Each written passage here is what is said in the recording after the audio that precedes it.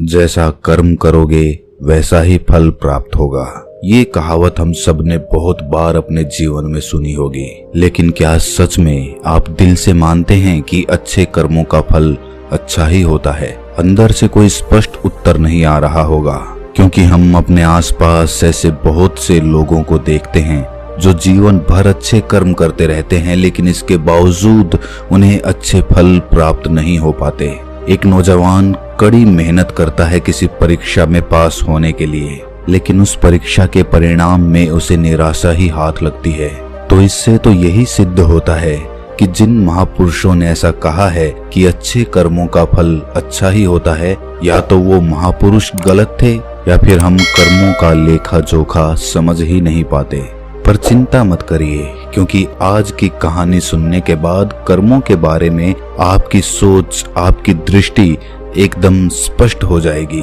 कहानी को आखिर तक सुनने के बाद भी अगर आपके मन में कर्मों के बारे में कोई सवाल रह जाता है तो आप कमेंट सेक्शन में जरूर पूछना, क्योंकि आपके सवाल ही हमें चिंतन करने पर मजबूर करते हैं। पुराने समय की बात है, किसी गांव में श्यामू और राधेश्याम नाम के दो भाई रहते थे।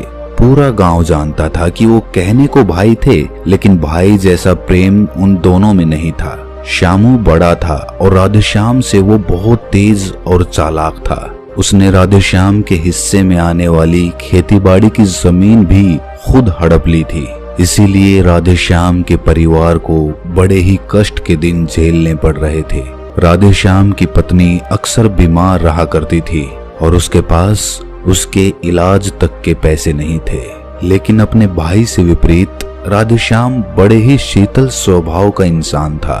वो कभी किसी के साथ बुरा नहीं करता था, लेकिन उसके मन में अक्सर ये सवाल उठा करता था कि मैं किसी का बुरा नहीं करता, किसी के बारे में बुरा सोचता तक नहीं हूँ, तो मेरे साथ ऐसा क्यों होता है? क्यों मेरी पत्नी हमेशा बीमार रहती है? क्यों मेरे पास इतना भी धन नहीं है कि मैं अपना जीवन अच्छे से चला सकूं? क्यों मुझे मेरे कर्मों का फल नहीं मिलता है? और मेरा भाई इतना धूर्त है, इतना चालाक है और वो हमेशा मजे में रहता है, उसे तो कोई परेशानी नहीं है। वो सोचने लगा कि शायद बुरे कर्मों का फल अच्छा मिलता है, अच्छे कर्मों का फल अच्छा नहीं मिलता। और धीरे धीरे ये संदेह उसके मन में घर करने लग गया। उसी गांव से कुछ दूर एक सन्यासी अपनी कुटिया बनाकर रहा करता था। जब भी वो सन्यासी गांव में भिक्षा मांगने के लिए आता तो सबसे एक ही बात कहता कि जो तूने किया वो तेरे हिस्से और जो मैंने किया वो मेरे हिस्से। राधेश्याम इस बात का अर्थ कभी समझ नहीं पाया। एक दिन जब वो गहरी चिंता में डूबा हुआ था तो उसके कानों में यही शब्द पड़े कि जो तूने किया वो तेरे हिस्से और जो मैंने किया वो मेरे हिस्से। जैसे ही ये शब्द राधेश्याम के कानों में पड़े, वो गुस्से से तिलमिला उठा। उसने गुस्से में उस सन्यासी से कहा कि महात्मन, आप हमेशा एक ही बात का रट लगाते रहते हैं जिसका कोई मतलब नहीं है। अगर आपकी बात सत्य होती तो मैं जीवन में अच्छे कर्म करते आया हूँ, तो मेरे हिस्से में तो अच्छे ही कर्म होने चाहिए थे, अच्छा ही फल प्राप्त होना चाहिए था, लेकिन मुझे कुछ भी अच्छा फल प्राप्त नहीं हुआ। मेरी पत्नी हमेशा बीमार रहती है, खाने तक के पैसे नहीं होते हमारे पास। सन्यासी ने बड़े ही शांत स्वर में कहा कि ऐसा प्रतीत होता है बनते कि परिस्थितियों से तुम हार मान चुके हो। कठिन परिस्थितियों ने तुम्हारी सोच पर गहरा असर डाला है। बुरे समय ने तुम्हारी सोच भी बदल कर रख दी है। तुम एक काम करना, आज संध्या समय कुछ फल लेकर मेरे आश्रम में आना, फिर मैं तुम्हारे सारे सवालों के जवाब दूंगा। और ये कहकर वो सन्यासी अपना भिक्षा पात्र लेकर अगले घर की तरफ निकल जाता है। संध्या समय राधेश्याम ने कुछ फल खरीदे और गांव से दूर उस सन्यासी की कुटिया की तरफ निकल पड़ा। जैसे जैसे वो रास्ते पर आगे बढ़ रहा था, उसे अथाह शांति का अनुभव हो रहा था, क्योंकि रास्ता गांव से दूर था, इसीलिए उसमें कोई हलचल नहीं थी। बस रास्ते में जगह जगह कुछ लंगूर और बंदर दिखाई दे रहे थे।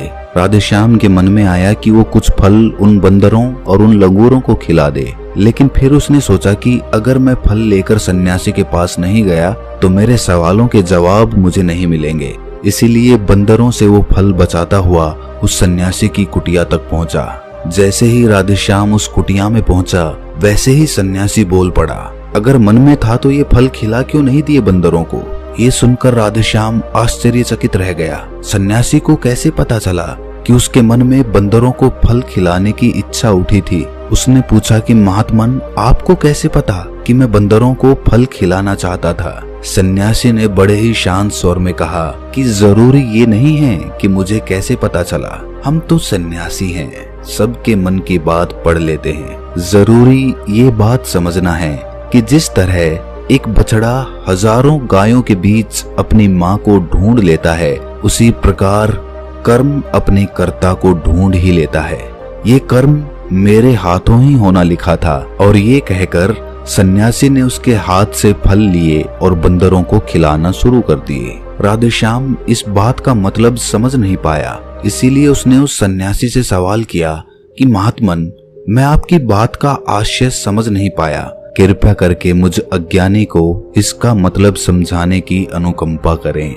सन्यासी ने बड़े शांत स्वर में कहना शुरू किया कि बनते, मनुष्य को हमेशा यही लगता है कि वही करने वाला है, वही करता है और वही कर्म करेगा। लेकिन समझने की बात ये होती है कि कर्म आपका खुद चुनाव करता है, आप कर्म का चुनाव नहीं करते। अगर आप किसी कर्म को करने के योग्य हैं तो हजारों लोगों के बीच में से कर्म आपको अपने आप ढूंढ कर निकाल लेगा। इसीलिए योग्य बनने पर ध्यान दो, कर्म करने पर ध्यान मत दो। अगर तुम सिर्फ कर्म करने पर ध्यान दोगे तो कभी योग्य नहीं बन पाओगे। योग्य बनने के लिए जिन कर्मों की आवश्यकता होती है, पहले उन छोटे छोटे कर्मों को करना शुरू करो, और जब तुम योग्य बन जाओगे तो बड़ा कर्म या कहें कि मुख्य कर्म या फिर जिस कर्म के लिए तुम बने हुए हो, वो कर्म तुम्हारे पास खुद चल कर आएगा। उदाहरण के लिए तुम इन बंदरों को देखो। इन बंदरों ने छोटे छोटे कर्म करके पेड़ों पर चढ़ना सीखा, गुलाटियां लगाना सीखा, और इसी प्रकार छोटे छोटे कर्म करते हुए ये मुझ तक पहुंच गए। और मुझ तक पहुंचने के बाद इनके पास इनका खाना खुद ही पहुंच गया। इसीलिए अपनी रोजमर्रा की जिंदगी में छोटे छोटे कर्म करते हुए अपने आप को योग्य बनाते जाओ, और जब तुम योग्य बन जाओगे तो अपने आप बड़ा लक्ष्य तुम्हें प्राप्त हो जाएगा। सन्यासी ने अगला कथन कहना शुरू किया, जो कि बहुत ही जरूरी था। ध्यान लगाकर सुनना। अगर तुम योग्य बनने के लिए कर्म नहीं करोगे तो दूसरे लोगों के कर्म भी तुम्हें प्रभावित करने लगेंगे। उदाहरण के लिए तुम्हारी पत्नी कई दिनों से बीमार है। तुम अक्सर यही सोचते हो कि मुझे किन कर्मों की सजा मिल रही है, लेकिन समझने की बात ये होती है कि तुम्हारी पत्नी बीमार अपने कर्मों की वजह से है, तुम्हारे कर्मों की वजह से नहीं है। तुम्हारे कर्म तो अच्छे हैं, लेकिन क्या पता तुम्हारी पत्नी के कर्म अतीत में अच्छे ना रहे हों, जिसकी वजह से वो बीमार हो गई हो, और तुम्हारी पत्नी के कर्मों की वजह से तुम्हें भी दुख झेलना पड़ रहा है। और इसी प्रकार बहुत से मनुष्य अपने बच्चों की वजह से, अपने परिवार की वजह से, इन सब की वजह से खुद दुख झेल रहे होते हैं। लेकिन जरा सोचो, अगर तुम योग्य होते तो तुम अपनी पत्नी का खुद इलाज करवा पाते, उसकी बीमारी दूर करवा पाते। और क्या पता अगर तुम योग्य होते तो तुम्हारा किसी दूसरी स्त्री के साथ विवाह हुआ होता जो स्वस्थ होती। लेकिन तुम योग्य नहीं थे, इसीलिए तुम अपनी पत्नी की वजह से खुद दुख झेल रहे हो। अगर तुम योग्य बन जाओगे तो दूसरे लोगों के कर्म तुम्हें प्रभावित नहीं कर पाएंगे। सन्यासी ने राधेश्याम को चेतावनी देते हुए कहा कि याद रखना राधेश्याम, आपको वो नहीं मिलता जो आप चाहते हो, बल्कि वो मिलता है जिसके आप योग्य हो। इसीलिए अपनी योग्यता को बढ़ाने पर काम करो, उसके लिए कर्म करो। कर्म का फल पाने के लिए कभी कर्म मत करो। राधेश्याम ने सन्यासी से हाथ जोड़कर एक सवाल पूछा कि महात्मन, मुझे ये बताने की अनुकंपा करें कि मैं अपनी योग्यता किस प्रकार बढ़ा सकता हूँ ताकि मेरा मुख्य कर्म मुझको खुद ढूंढ सके। सन्यासी ने बड़े ही शांत स्वर में कहना शुरू किया कि भंते, इसके लिए बड़े ही सरल सरल उपाय होते हैं। सबसे पहला उपाय है कर्म करके भूलते जाओ। तुम जो भी कर्म कर रहे हो अपने योग्य बनने के लिए, उस कर्म को करने के बाद भूल जाओ। ये मत सोचो कि उससे तुम्हें क्या प्राप्त हुआ। इसीलिए कहा जाता है कि कर्म करो, फल की चिंता मत करो। अगर तुम फल की चिंता करोगे तो वास्तविकता में तुम कर्म कर ही नहीं रहे होगे। अक्सर मनुष्य की पीड़ा का ये एक बहुत बड़ा कारण होता है। वो सोचता है कि मैं कर्म तो अच्छे कर रहा हूँ, लेकिन मुझे फल प्राप्त नहीं हो रहे, और यही पीड़ा उसके मन को ठेस पहुँचाती रहती है उसको अपने लक्ष्य से भटकाती रहती है। किसी कर्म को करने के बाद अपना आकलन जरूर करें, लेकिन फल की चिंता ना करें। राधेश्याम ने सन्यासी से सवाल किया कि महात्मन, हम अपना आकलन कैसे कर सकते हैं? सन्यासी ने उत्तर दिया कि भंते, जब भी तुम कोई काम पूरा करते हो तो काम पूरा करने के बाद खुद से ये सवाल पूछो कि क्या इस काम को करते समय तुम्हारा ध्यान इसी काम पर टिका हुआ था या तुम्हारा ध्यान कहीं और भटक रहा था।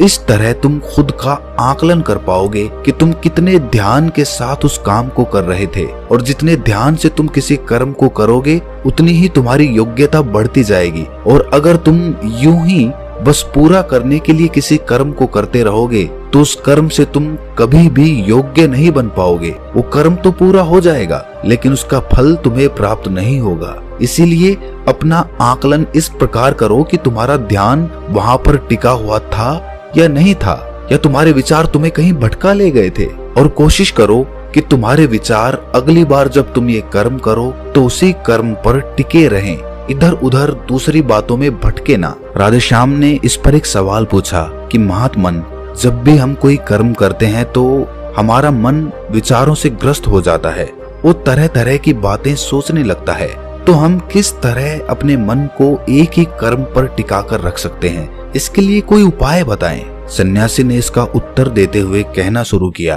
कि भंते, जब भी तुम किसी कर्म को करते समय अपना पूरा भाव उसमें डाल देते हो तो तुम्हारे विचार उसी कर्म पर केंद्रित रह सकते हैं। पूरी निष्ठा, प्रेम और सद्भाव के साथ किया गया कर्म तुम्हारे विचारों को इधर उधर नहीं भटकने देता। विचार तभी तुम्हें दूसरी दिशाओं में बहाकर ले जाते हैं जब तुम उस कर्म को पूरी निष्ठा के साथ नहीं करते, उसमें पूरा प्रेम नहीं डालते, उसमें पूरा भाव नहीं दिखाते। जब ये तीनों चीजें तुम उस कर्म में डाल देते हो तो स्वाभाविक रूप से तुम पूरी तरह उस कर्म में सम्मिलित हो जाते हो और तुम्हारा मन और मस्तिष्क एक ही जगह पर टिका रहता है। सन्यासी ने अपनी बात खत्म करते हुए कहा कि अगर कोई इंसान, कोई मनुष्य इन उपायों का सही तरीके से इस्तेमाल करता है, उनका पालन करता है, तो वो किसी भी कर्म के लिए अपने आप को योग्य बना सकता है। और एक बार अगर वो योग्य बन जाता है तो उसी बछड़े की भांति उसका कर्म उसे अपने आप ढूंढ लेता है। राधेश्याम को कुछ फलों के बदले जीवन भर का ज्ञान मिल चुका था, उसे स्पष्टता मिल चुकी थी, उसके सारे मन के सवाल खत्म हो चुके थे। उसने सन्यासी को प्रणाम किया और वहां से अपने घर के लिए निकल पड़ा। रात हो चुकी थी और रास्ते पर अंधेरा छाया हुआ था। वो इन बातों के बारे में विचार करता हुआ अपने घर की तरफ निकल पड़ता है। तो दोस्तों, कैसी लगी ये कहानी आपको? कमेंट सेक्शन में जरूर बताना, और अच्छी लगी हो तो इस चैनल को सब्सक्राइब करके नोटिफिकेशन बेल को जरूर प्रेस कर देना। तो मिलते हैं अगली कहानी में, तब तक के लिए अपना ख्याल रखें।